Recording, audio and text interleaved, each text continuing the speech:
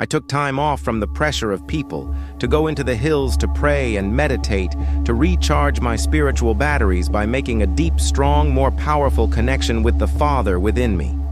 This connection was so rapidly obscured within my consciousness when I was busy amongst the crowds that I was exhausted. Arriving in the cave I used when in that area, I pulled out the pallet hidden under a rock and lay down to sleep. Instead of sleep, however, I felt the immediate inflow of divine life, the Father, and the tiredness was dissolved as my body was charged with the power which is the creative source of all being. I was lifted in consciousness into golden light, and as I was traveling upwards within this light, it suddenly changed to purest white, and I knew that, in consciousness, I was now at the portals of the equilibrium, which is the eternal, the universal, the infinite dimension beyond all conception of human mind. I observed the light, but was not of it, nor was it powerfully within me, since this was the God dimension of the void, the no form of the universal equilibrium. But it communicated with me and infused me with its glowing love. It impressed in me, yet again, that it was the creating, perfecting, healing process, love governing all existence. I knew that wherever there was lack, there would eventually be fulfillment, even as waters flow to fill a lake. Where there is misery, there would be joy, because it was the nature of the universal to move into any living thing in need, to bring fulfillment and joy.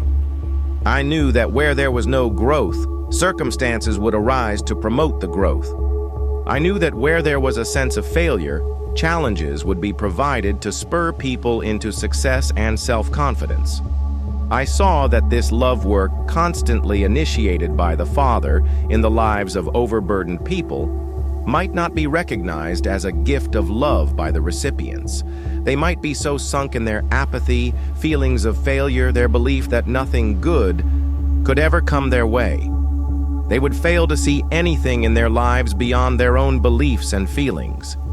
Hence, they would remain rooted in their own self-created hell. There was no need to feel sorry for anyone.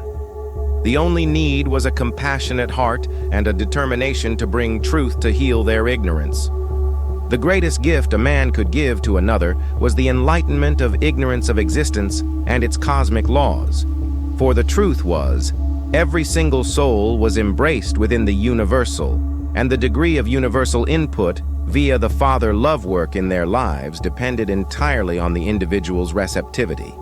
I realized that what people needed urgently to hear was what I had just been told. They needed to see and fully realize the intention and the purpose and the potential of love, which was the very substance of their being. Because of their disbelief, they might cast the Father love work aside as being more pain-inducing challenges and thus lie down in their failure forever. I now saw, even more clearly, I was sent to awaken people to all the possibilities for self-development, prosperity, and the achievement of joy and happiness. But it would be up to them to wake up and take advantage of what was offered them. I remember that this upliftment lasted all night, and in the morning I rose feeling alive as never before. My message had been clarified. I had seen even more clearly the reality of the Father and knew that I would be able to go out that day and meet the crowds and transmit to them the power and the life of what had been shown me.